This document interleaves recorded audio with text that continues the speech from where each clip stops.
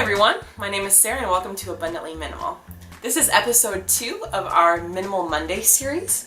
And if you didn't check out last week's video yet, I talked about how to pack more like a minimalist.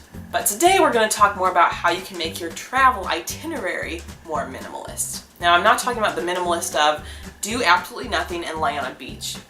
I'm not opposed to that, that sounds pretty nice. But we're talking about how you can basically use your own preferences and create the vacation that you want without what you're pressured to do. Now you might think, well, of course I'm creating the vacation I want, I'm booking the vacation, but see, I think it goes deeper than that. Today, we've got a lot of amazing information available to us when we're trying to book a trip. There are so many online resources, travel books, travel blogs, TripAdvisor, and other forums where like-minded people are sharing their reviews of places. It's really easy to get overwhelmed with the amount of information out there. You see lists of, top 10 must-sees in insert city here. And sometimes it can be really tough to stop. Ask yourself, do I really want to do that? Do I really want to see this? Will this experience give me joy?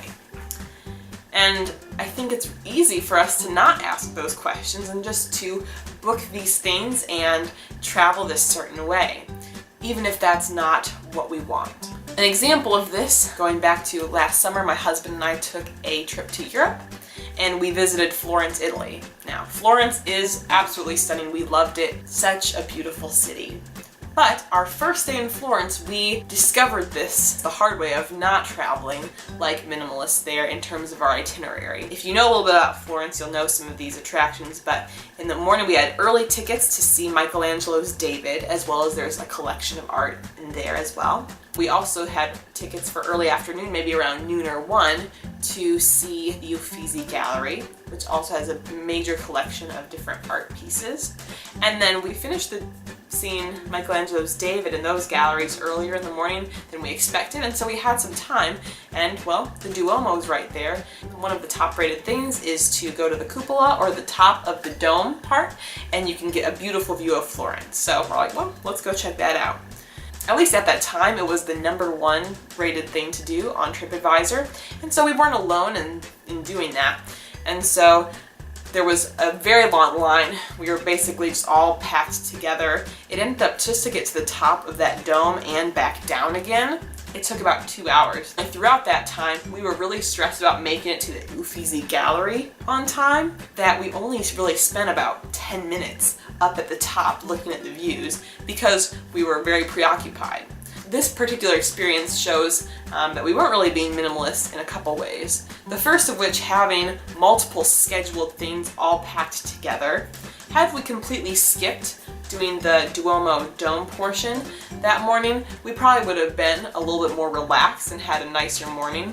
But the second thing though, and that maybe is not inherently obvious from this story, is that did we actually really want to see all these things? Were all of these things must-sees for us?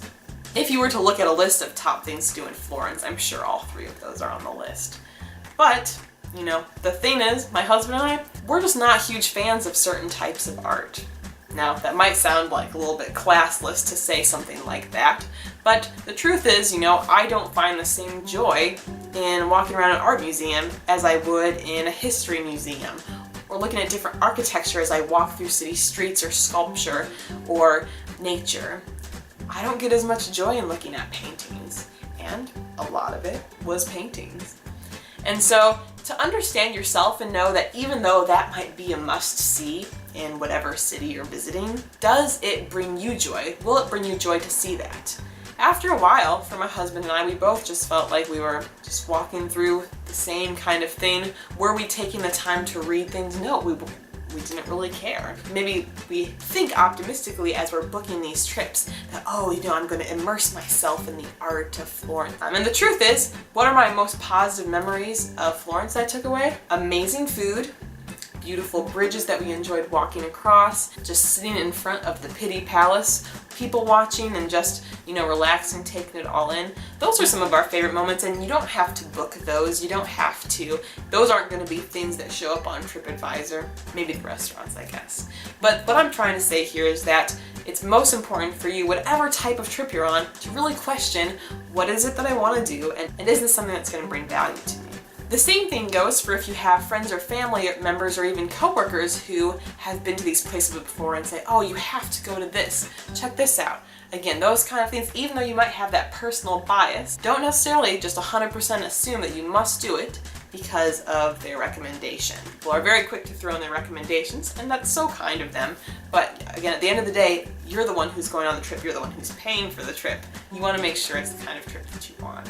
So as far as specific tips for this, I would recommend not overpacking your schedule. You want to have scheduled things. Give yourself some breathing room and space so you don't have to feel like your trip is consumed with you being stressed out if you're going to make it to X, Y, and Z place on time.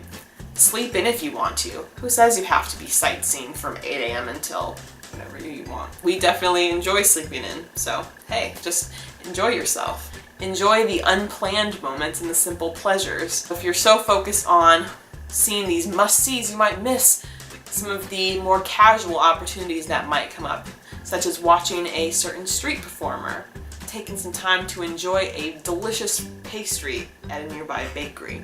These little moments can sometimes be some of the most fun. Another good one is in the age of social media, and especially with sites like Instagram, you might often be focused on trying to get the shot or get the picture that is going to get us the most likes or anything like that. You don't want to try to manufacture the experience that you're having. One spot I'm guilty with this is with sunsets. I really like sunsets, and if I can capture a sunset, that makes me really happy. But the truth is, it's not really something I can control. Sometimes the timing doesn't work out, sometimes it's a cloudy day, or sometimes, it just doesn't turn out to be what you expect it to be.